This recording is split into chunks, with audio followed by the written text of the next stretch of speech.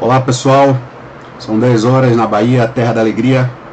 Que bom ter vocês aqui comigo hoje para a gente discutir sobre um assunto que tem muito a ver com o que está por vir, né? Com o mundo do trabalho pós-pandemia, com o mundo do trabalho e os fatores éticos que envolvem a docência, que envolvem a prática docente, tá?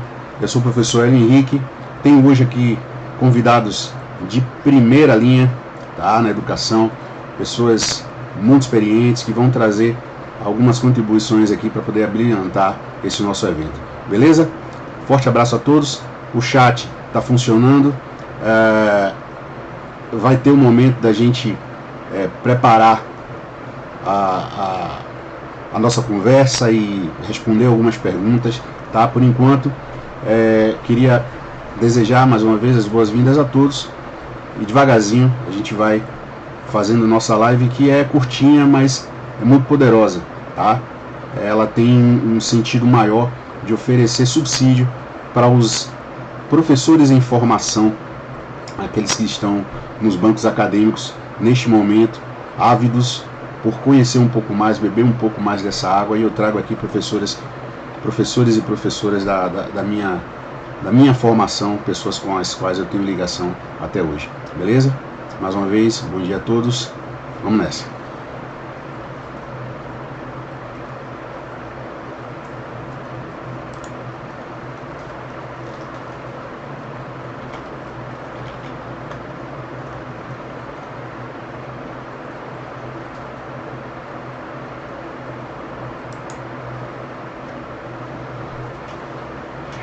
É bom lembrar que todo esse material fica disponível aí nas redes sociais virtuais para consulta, compartilhamento, enfim. Se não seguiu ainda, segue lá. Se não se inscreveu ainda no meu canal, se inscreva. A gente tem uma proposta aí de estar colocando sempre conteúdos novos e atuais. Conteúdos com temáticas voltadas para a educação física, para a pedagogia, para o curso de letras, enfim, né? Temáticas diversas, multidisciplinares, mas todas com essa ótica aí de favorecer o conhecimento, de ajudar no autoestudo, ok?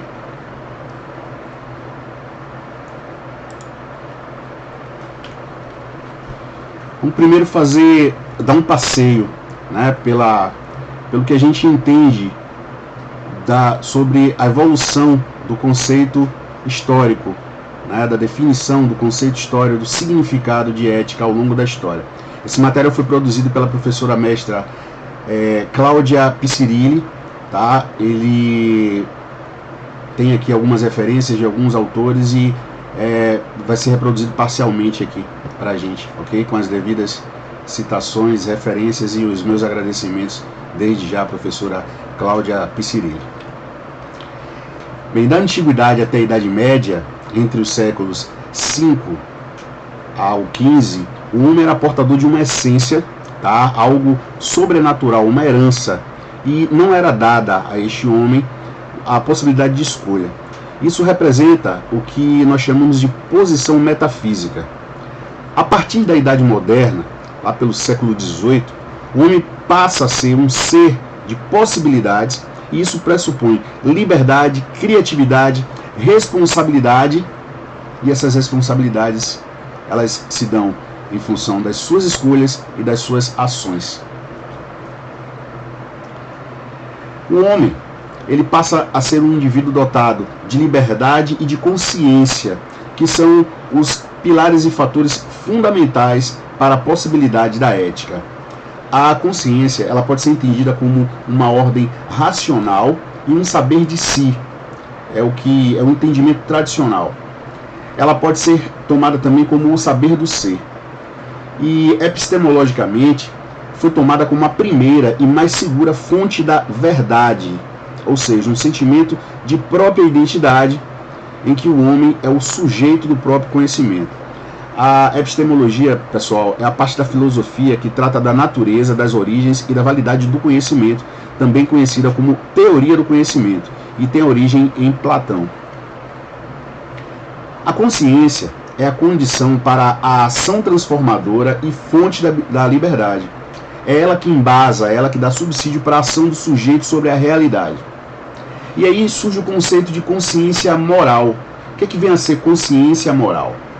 É a capacidade inerente ao ser humano para compreender os valores ou para identificar o comportamento moralmente certo e prevenir-se contra aqueles reprováveis, definição dada por Passos. Na Idade Média, o horizonte ético apontava para a chamada vida eterna, muito pregada pela fé católica, e o ideal ético consistia na santidade, no amor e em toda orientação revelada por Deus. Como todos os fenômenos ocorridos naquela ocasião, havia uma relação íntima entre o horizonte ético e Deus. O ideal a ser atingido em termos de ética era a santidade. Imaginem só. Na Idade Moderna, esse horizonte estava centrado na razão e no poder do ser humano, sintetizando seu ideal na liberdade, na igualdade e na fraternidade. Com a evolução das sociedades, do pensamento crítico, atualmente o que se destaca é a importância do ser humano, o valor intrínseco de cada um, o que independe de raça, cor, credo, gênero ou condição social. E aí trazemos para vocês o conceito, a definição, alguns aspectos, algumas características do que vem a ser moral. Segundo Fortes, moral é um conjunto de princípios, valores e normas que regulam a conduta humana em suas relações sociais existentes em um determinado momento histórico. O moral tem aspecto coletivo. O moral, a moral, tem aspecto coletivo. A ética se trata de opção individual. A ética tem a ver em escolher ativamente, e isso requer uma adesão íntima das pessoas aos seus valores, princípios e normas morais. A moral vem do coletivo, vem do pensamento coletivo e está ligada aos valores que são coletivamente aceitos. A ética trata de opção individual, trata de escolha, ainda que essa escolha precise estar basilada com valores, princípios e normas morais. Em uma abordagem ética contemporânea, segundo Fortes, diferente da ética tradicional, a ética contemporânea é fruto de uma sociedade secular e democrática. Ela se afasta das conotações morais religiosas. É uma ética plural, intercultural, que aceita diversos enfoques, posturas e valores. A ética contemporânea tende a ver o homem em sua totalidade e ela se utiliza da linguagem dos direitos. O comportamento ético pressupõe um sujeito livre e consciente e responsável por suas ações. Para Fortes, a ética é um dos mecanismos de regulação das relações sociais do homem que visa garantir coesão social e harmonizar interesses individuais e coletivos. E aí nós vamos ao que se chama de deontologia. Deontologia é a ciência dos deveres. É a chamada ética profissional. Ela consiste em um conjunto de normas que indicam como devem se comportar indivíduos na qualidade de membros de determinado grupo, de determinado corpo socioprofissional. A deontologia estabelece padrão de conduta para os profissionais e geralmente expressa regras, limites, bases à ação profissional.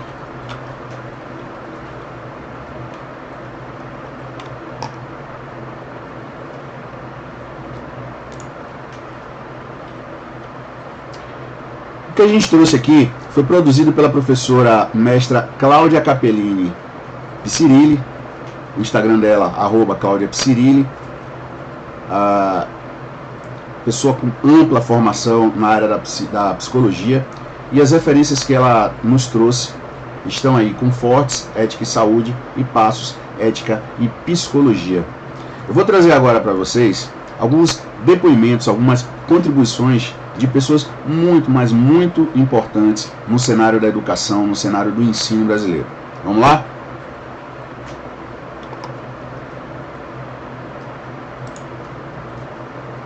Olá, pessoal. Eu estou me sentindo muito honrada de receber o convite de falar um pouquinho com vocês nesse evento que vocês organizaram aí com o professor Hélio. E eu achei muito interessante a temática, porque nós estamos passando por um momento muito difícil. E a preocupação, a nossa expectativa um pouco conturbada diante disso tudo é normal. Mas existe um outro lado muito positivo. É essa coisa de sairmos da nossa zona de conforto e olharmos para isso tudo por um outro ângulo. Um ângulo de criação, um ângulo de reinventar a história, e principalmente nós que trabalhamos com educação. Eu sou a professora Samira e sou coordenadora do curso de Estrito Senso, mestrado e doutorado da Unopar Londrina. E o nosso mestrado discute metodologias, linguagens e suas tecnologias para o ensino. Então, nesse momento, nós temos como uma responsabilidade junto a vocês das licenciaturas em vermos isso por um outro ângulo, sobre a nossa profissão. Como ela foi afetada e como ela pode contribuir nesse momento tão difícil, tão complicado, tão cheio de mudanças emergenciais, onde vidas estão sendo ceifadas. Mas o que é que nós podemos fazer? Porque quer queiramos ou não, nós teremos que continuar isso tudo. Após cessarmos as nossas atividades, nós teremos que retornar a elas. E a pergunta é: como retornaremos? Com que aspectos éticos, valorativos, nós veremos o que está por vir? E nós não podemos parar nesse momento e deixar de pensar nisso. E talvez seja exatamente esse o propósito desse evento, criado pelo professor Hélio, é o de que nós possamos também olhar dessa forma para tudo isso que está acontecendo. Certamente, as nossas formas de atuação, o mundo do trabalho, todas as áreas, os valores que tanto nós preservamos, eles irão mudar. A nova normalidade está à nossa espera. E o que nós vamos fazer com ela? Isso é muito importante. Olha só, está nas nossas mãos construir os novos rumos, ou melhor dizendo, construir a nova história da educação brasileira, em todas as áreas, na atividade da educação física, escolar, na atividade da pedagogia, na gestão das escolas, nas linguagens que virão e que precisarão ser abordadas, ou seja, nas questões éticas, morais, mas também, principalmente, a nossa prática de levar o cidadão brasileiro a ter acesso à educação. Nós já estamos vivenciando um pouco disso. Eu espero que o debate de vocês seja muito profícuo, seja muito cheio de criatividade, para que a gente possa passar esse momento difícil, mas construir grandes coisas para o mundo que nos espera. Ok? Um grande abraço para vocês e, novamente, parabéns pela iniciativa. Ok? Até mais. Então a gente vai trazer para vocês agora, dentro desse cenário, né, de contribuições dos nossos professores, amigos dos professores que fazem pela educação, que fazem pelo ensino. A gente vai trazer agora aqui a contribuição do professor Leonardo Lima, tá? E a gente continua as discussões em seguida, beleza? Vamos lá!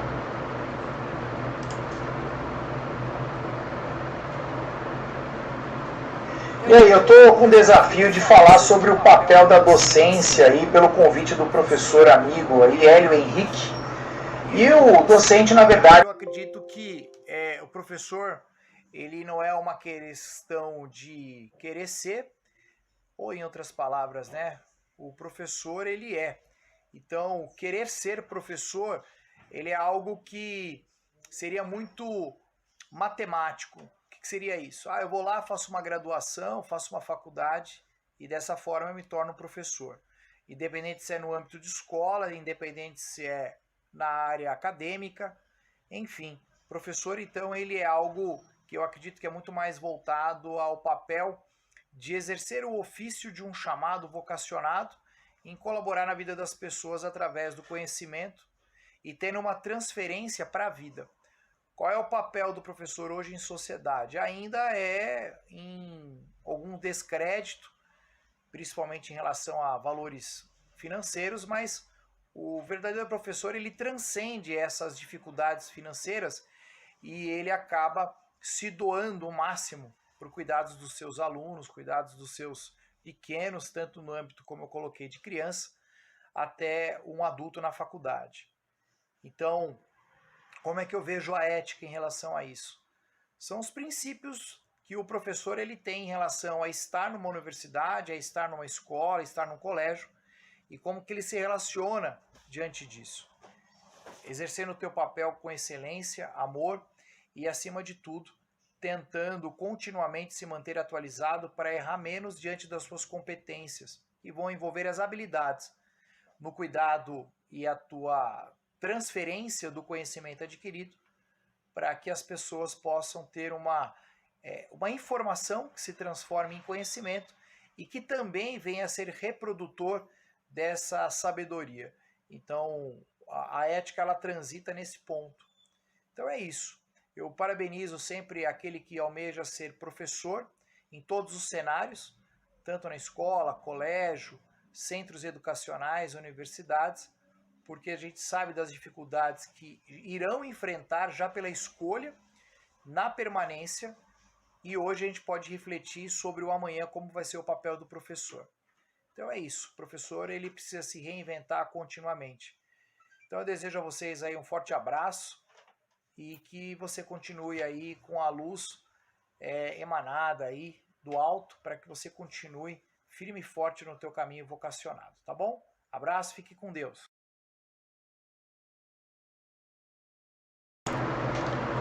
Vamos lá, eu tive o feedback aqui já de vocês de que após o conteúdo da professora Samira o áudio não estava bom, então eu vou retomar em breves palavras. A gente falava que é um momento sui generis, é um momento muito difícil e que a nossa intenção não é negligenciar esse momento e não falar, não é isso. A nossa intenção é falar um pouco do que está por vir, que é um mercado que vai surgir certamente com uma nova visão, com uma nova amplitude no que se refere à ética. Algumas relações serão profundamente modificadas e isso afeta a prática docente, ok? Então, a nossa intenção hoje aqui é conversar um pouco sobre esses assuntos, transitar um pouco nisso aí, e eu trago aqui um ponto-chave do depoimento do professor Leonardo Lima. Acho que a palavra-chave vem a ser vocação, ok? Uma vocação que faz com que você transcenda as dificuldades financeiras e salariais, o reconhecimento salarial apontado até pelo próprio professor Leonardo, é uma dificuldade que uma realidade, uma vocação que transcende as dificuldades enfrentadas pela falta de equipamentos, pela falta de materiais, sobretudo no ensino público, que ainda é muito deficitário, em que pese todas as políticas implementadas nas últimas décadas para melhoria do ensino ofertado, nós ainda temos um déficit muito grande, algo que precisa ser corrigido, mas a passos largos, para que a gente consiga ter uma nação muito mais coesa, muito mais desenvolvida, inclusive politicamente. E o professor Leonardo Lima ele é muito feliz quando ele nos diz que a profissão ela não se limita ao querer ser. Tá? O professor, ele além de querer ser, ele tem que receber o chamado, ele tem que ser tocado para que o seu labor seja exercido como vocação. Tá? Então, não é demérito nenhum aquelas pessoas que vislumbram uma oportunidade, uma colocação no mundo do trabalho, não é demérito nenhum, mas em algum momento esse fator vocacional vai pesar, né? E aí eu agradeço desde já, como já tinha feito, mas o áudio não tinha saído, acontece nas melhores famílias e nas piores também. Agradeço a fala da professora doutora Samira Kfouri, coordenadora dos cursos de pós-graduação estrito sensu em ensino de linguagens e suas tecnologias da Unopar, e ao professor mestre Leonardo Lima, ambos abrilhantando aí o nosso evento com as suas falas. E a gente tem mais gente, nós temos mais, tá? Pessoas aí conhecidas da maioria, pessoas que transitam já nesse universo da docência. Vamos trazer mais um depoimento aqui muito importante de uma pessoa que, para variar, eu também sou fã. Aliás, eu sou fã de todos que estão falando pra gente aqui hoje. Saca só.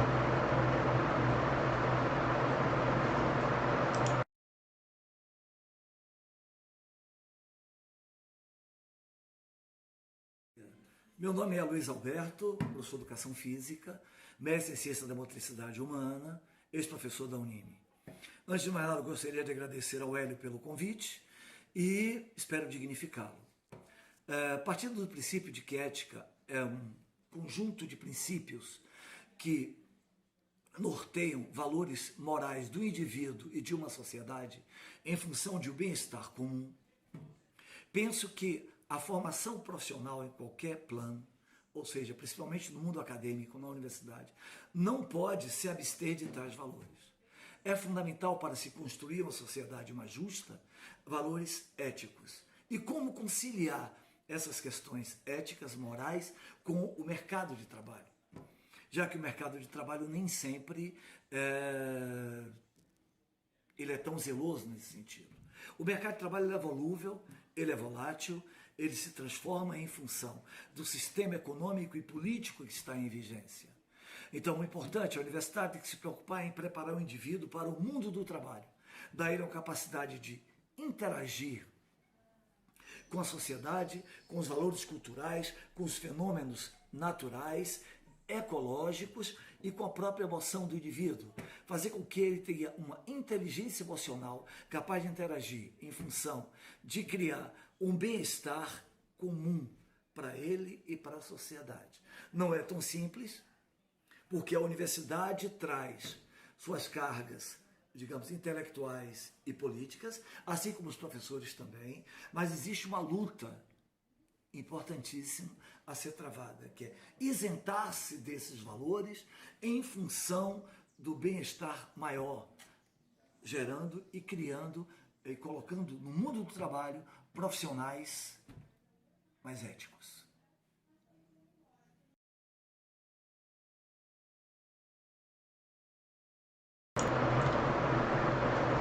Show de bola, show de bola. Que fala excelente do professor Luiz Alberto.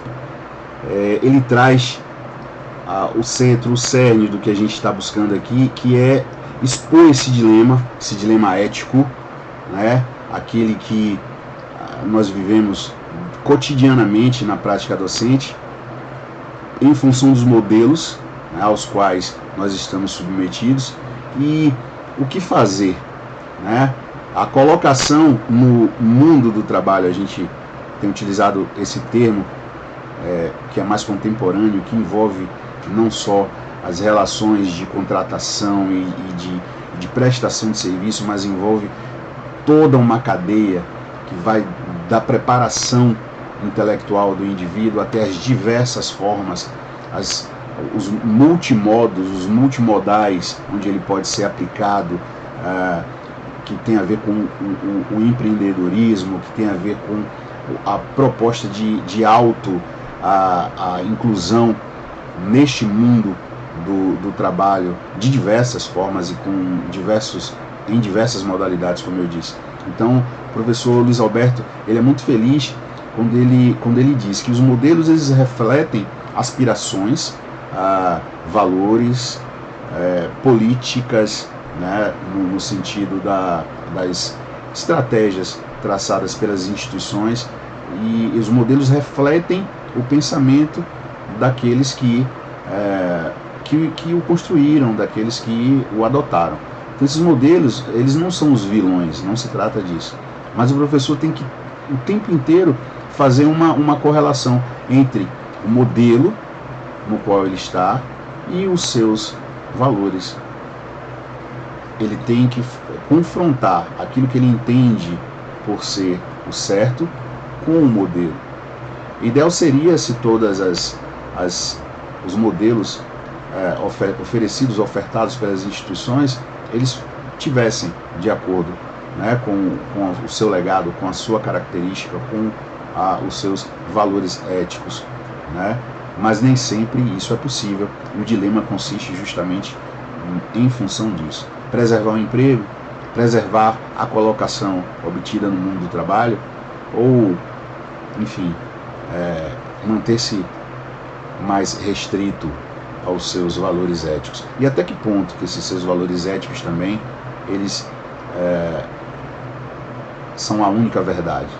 Então esse é um dilema que está muito longe de ser elucidado, a proposta aqui não é essa, mas é um dilema que precisa ser trazido à tona, sobretudo em função do que está por vir, né? Que relações estarão por vir nesse mundo modificado pós-pandemia, né? Nessa realidade que é mundial, ok? Eu trago para ilustrar a referência de um professor muito querido, um professor amado por todos, que tiveram o privilégio de tê-lo nas suas formações, que é o professor Antônio Luiz Ferreira Bahia, pessoa da maior competência, de uma experiência vastíssima, professor de educação física escolar também, docente universitário. O professor Bahia contava com muito orgulho, com muita firmeza, que ele deixou algumas instituições escolares ao longo das décadas de 70 e 80, mais ou menos. Entreguei a idade de Bahia. E em função do que ele acreditava ser o certo. Ele começou a perceber mudanças nos modelos, nos valores institucionais de algumas escolas tradicionalíssimas em Salvador na época, e uma após a outra ele foi se desligando e pedindo demissão na medida em que ele se via confrontado com o que estava sendo apresentado nas instituições. Não sei se foi a melhor opção, só Bahia para nos dizer isso, mas pela felicidade que a gente encontra no olhar dele ao conversar conosco a respeito das práticas pedagógicas e desse universo do ser professor, por essa motivação, por esse brilho no olhar, eu aqui arrisco dizer que foi a melhor coisa que ele fez na vida, né? Agradeço muito ao professor Bahia, referência elogiosa aqui, e agradeço demais ao professor Luiz Alberto Almeida, pessoa também que contribuiu e contribui até hoje com aqueles que ele cativa, com aqueles que ele se passa a se responsabilizar, como ele mesmo diz, como ele mesmo costuma dizer, dali por diante. Ok? Vamos em frente, que a gente tem mais gente, nós temos mais gente, são 10 horas e 32 minutos, e nós temos agora aqui a presença ilustre de um grande amigo, grande irmão. Muito suspeito aqui eu dizer que eu gosto desse cara que vem agora. Presta atenção. Olá, espero que estejam todos em plena saúde e com muita esperança, né? Na verdade, eu vou abordar um pouco referente à solicitação do meu colega e principalmente amigo e irmão professor Henrique, né? Ele pediu para eu falar sobre a relação da ética na formação profissional nos dias contemporâneos, né? Então, a gente não pode perder de vista que o mundo capitalista ele tende a comprar produções intelectuais que lhe interessam, né? E aí ele interfere na forma do perfil desse profissional que você vai ser há pouco, tá? E a educação, ela está justamente nesse processo, né? E a sociedade neoliberal, ela é estabelecida a formar seres humanos individualistas e egoístas, tá? E nessa situação, o estudante, ele é visto como um consumidor, como um contribuinte, tá? E no mundo capitalista, a educação, ela se consolida nessa estrutura capitalista, né? E em paralelo a isto, o trabalho, tá? Ele está totalmente relacionado com esse mundo capitalista, né? Com esse mundo contemporâneo, tá? Então, assim, nesse contexto, eu quero ressaltar aqui, né, o papel da escola, que ela surge com o intuito de divulgar a cultura local, a cultura social, os valores de condutas sociais. E aí, como é que nós vamos, tá, trabalhar nessa perspectiva, dessa responsabilidade da escola, tá? Veja, se o convívio altera o comportamento desse homem contemporâneo, os fundamentos éticos e políticos, né, engrandecem como pessoa humana, tá? Então, nesse contexto, né, a ética vem para estimular esses comportamentos éticos, ampliando o desenvolvimento, por exemplo, do senso crítico.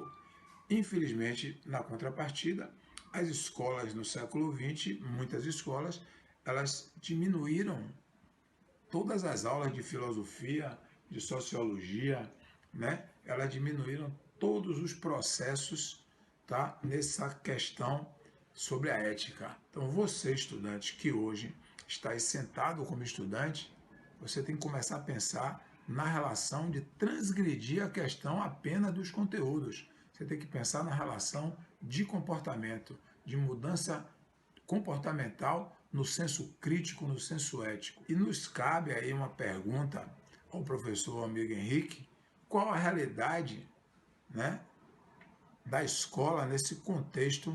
Como é que a escola deve posicionar-se, tá? E essa pergunta é como que a ética pode orientar e estimular esses comportamentos para a cidadania.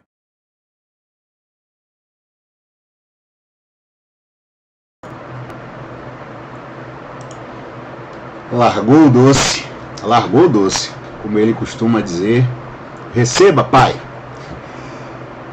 Muita satisfação aí que eu escuto o que Chicão falou, e antes de responder, de tentar comentar, responder jamais, mas de tentar comentar a respeito das proposições do professor Chicão, eu trago aqui algo que ele foi bem enfático, né? Ele nos fala que a educação é um instrumento ideológico, tá? Não sejamos tolos, não sejamos imaturos ao ponto de acreditar que a educação por si só traz uma proposta libertadora. Esse é um fundamento, mas nem sempre ele é respeitado. A educação precisa ser tratada de forma a ser um instrumento de libertação, sim, mas infelizmente, como muito bem Chicão falou, nós ainda não temos a autonomia suficiente como país para promovermos uma educação com esse nível de afastamento ideológico, tá? O instrumento ideológico, ele funciona no sentido de transmitir, de incutir, às vezes, de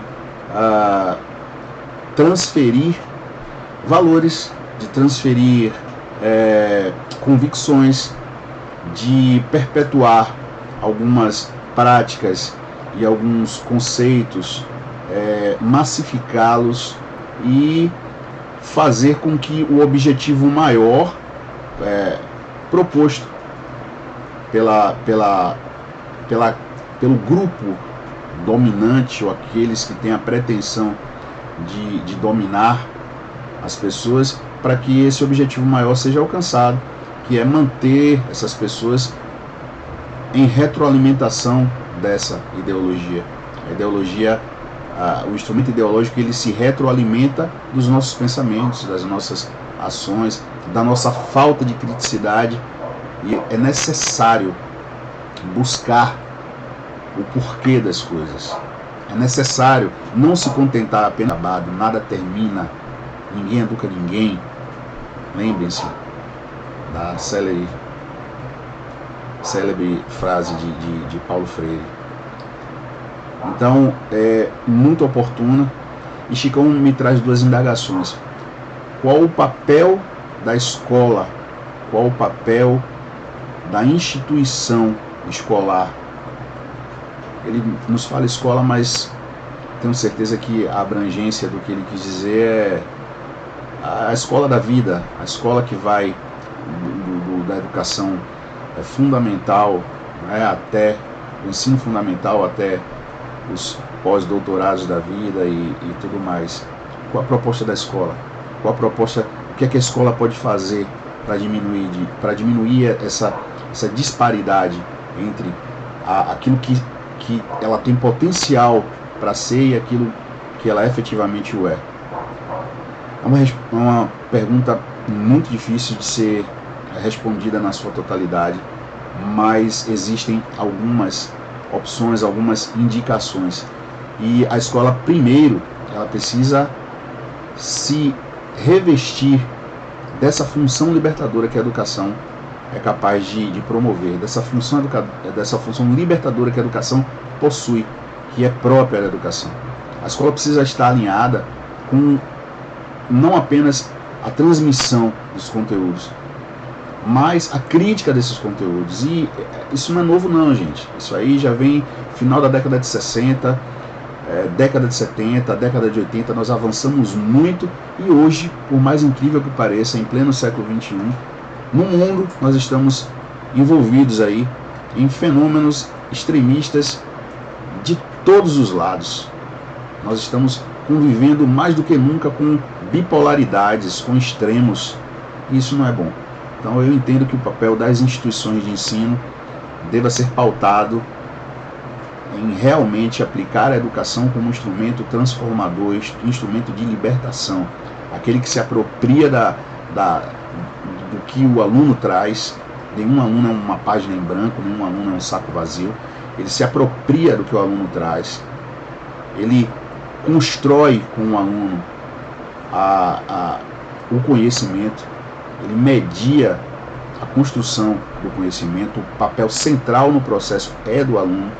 O professor é mediador, ele é facilitador, ele é tutor, mas o papel está centrado no aluno. E, com base nisso, depois de se apropriar dessa realidade do aluno, ele fornece subsídios ligados a essa realidade, nunca desconexos com essa realidade, de forma a que esse aluno seja crítico, de forma que ele enxergue a sua realidade de forma crítica e seja capaz, ao término daquele processo, ao término daquela etapa, seja capaz de transformar a sua realidade. Isso funciona no ensino fundamental, por exemplo. Uma plantinha já não se faz mais dessa forma.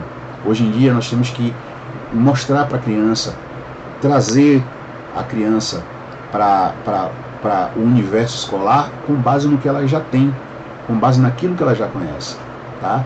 Então são vários os reflexos, culminando aí com o ensino superior, que tem a obrigação de fornecer para a sociedade indivíduos não só mais capacitados, não só mais repletos de conteúdo, mas indivíduos críticos, capazes de transformar a realidade de onde vieram. Em relação à ética, Chicão, eu finalizo essa parte do nosso encontro aqui, dizendo que a ética é a grande facilitadora desse processo de retomada da educação como um instrumento de libertação, como um instrumento de promoção do autodesenvolvimento das pessoas. Beleza?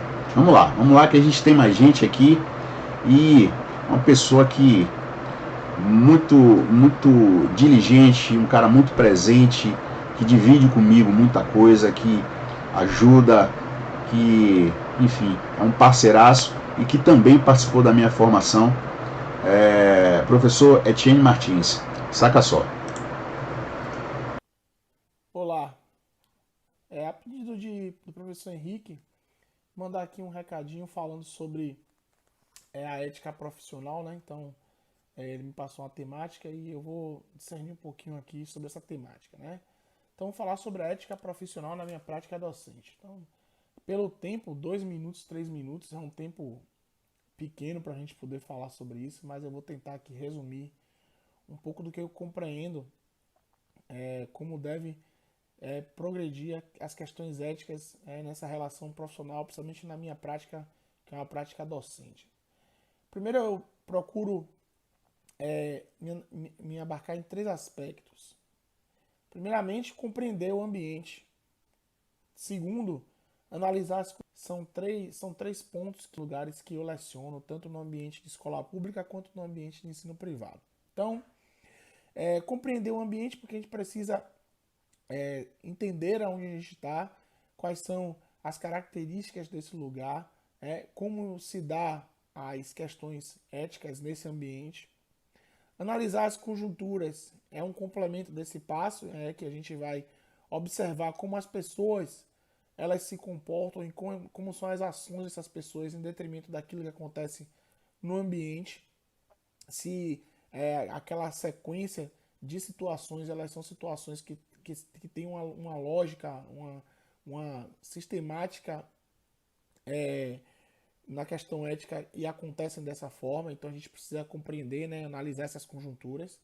E por fim, prezar pelo compromisso. Então, essas análises elas servem apenas como norteadoras. O importante é prezar pelo compromisso daquilo que você foi formado para fazer. Então, notadamente, eu sempre prezo por esse compromisso. Eu tenho um vínculo muito grande com a minha função profissional dentro da educação física, dentro da docência. E a partir desse vínculo, eu tenho um compromisso firmado pelaquilo que eu defendi quando me formei, que a gente faz uma defesa de compromisso quando a gente se forma, e esse compromisso se estende à minha atuação profissional quando eu estou em qualquer ambiente que eu venha a gerenciar a docência. O ser professor, ser profissional de educação física, passa por essas conjunturas, e eu acho que esses 3 pontos são importantes para o papel ético ele ter validade dentro dos ambientes que eu trabalho. Obrigado pelo feedback. Uma porrada isso aí que Etienne falou, né? São 3 coisas básicas no entendimento do professor Etienne Martins. Ele preza pelo ambiente, preza pelo contexto, pela conjuntura encontrada e preza pelo compromisso. Parece simples, mas não é simples, é bem complexo. Você precisa ter maturidade suficiente para poder entender, compreender o ambiente no qual você está inserido, a instituição, as suas características, a sua história, as suas ligações culturais, as suas ligações políticas, não político-partidárias, tá? Políticas no sentido das relações que são realizadas para a consecução dos objetivos e para a realização das propostas. Então, você precisa entender esse ambiente com sua diversidade, você precisa entender a conjuntura, ou seja, o momento pelo qual aquela instituição passa, as mudanças propostas, o que já acabou de acontecer, metas, possibilidades, analisar a conjuntura e, como ponto central da fala do professor Etienne, prezar pelo compromisso firmado. Volta para aquele ponto do professor Leonardo Lima, onde se fala de vocação. Por isso que a vocação é tão importante, por isso que a vocação exerce um papel muito importante no ser professor, né? Então,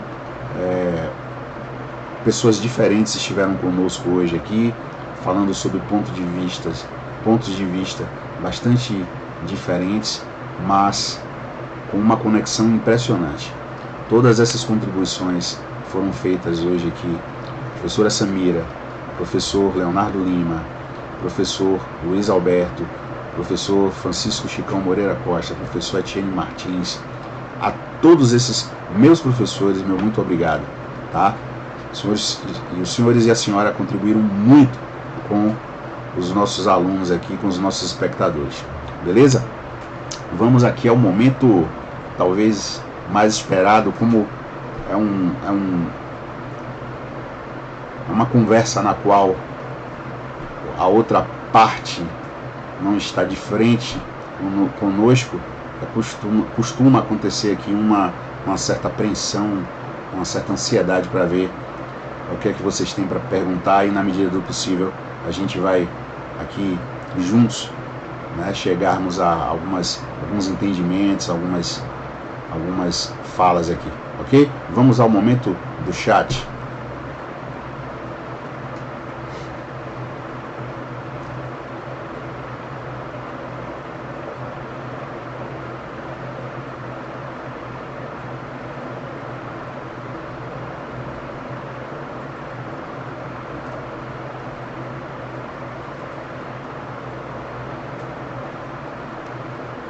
Várias contribuições aqui. Olá, Laércio, Israel Deró, Renata Santos, Alinane, Breno, Tami, Débora, Júnior. Já tinha visto que estava sem áudio.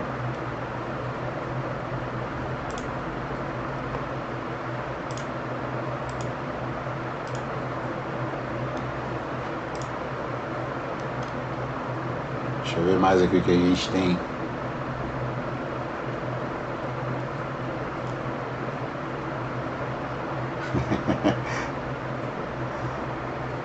Muito legal, muito legal. Obrigado pela participação de vocês todos.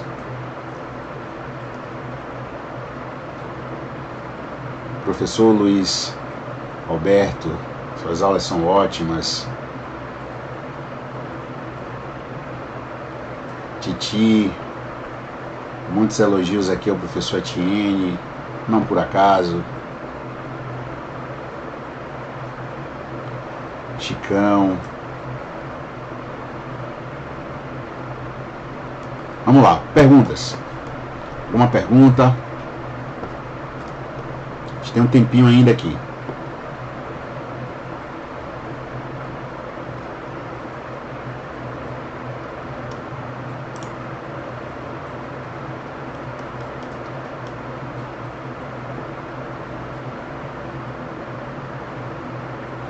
Verdade, Renata Abreu. Esse é um tema que precisa estar em constante discussão e reflexão.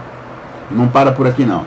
Nós vamos fazer isso com uma periodicidade bem interessante, tá? Obrigado pela sua contribuição, Renata.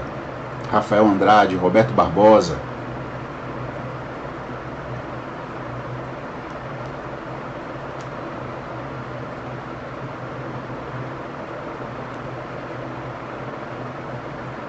No Instagram tem um pessoal me acompanhando aqui, vendo o making off aqui das cenas. Abraço para vocês do Instagram. Chat lá no YouTube, ok?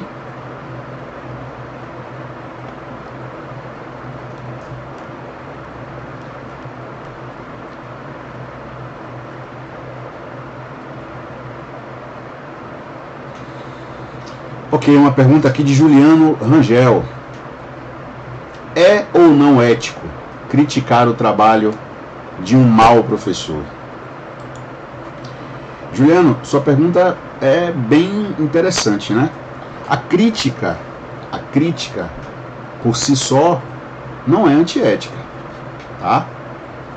E responder esse tipo de coisa tem muito a ver com os meus valores, né? Tem a ver com o que eu prego como sendo os meus valores éticos, tá?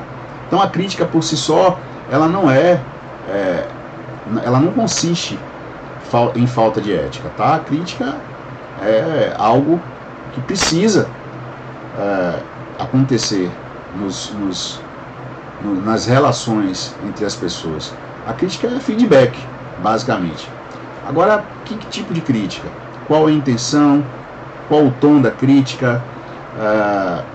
Qual a sua proximidade com a pessoa a qual você está dirigindo essa crítica?